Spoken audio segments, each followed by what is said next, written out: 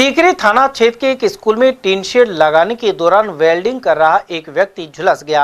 वह 11,000 केवी की विद्युत लाइन के संपर्क में आ गया था और इसके चलते टीन शेड से नीचे आ गिरा। उसे गंभीर हालत में सामान्य चिकित्सालय में भर्ती कराया गया है। गोविंदगढ़ थाना क्षेत्र के केमासा गाँव निवासी इरफान खान की हालत गंभीर बनी हुई है।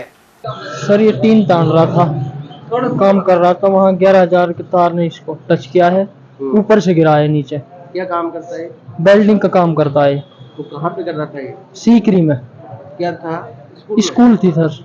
अच्छा, कितनी ऊंचाई पे? सर करीब 12 फुट। ऊंचाई पे काम कर रहा था। यस। तो लाइन कहाँ से जा रही थी?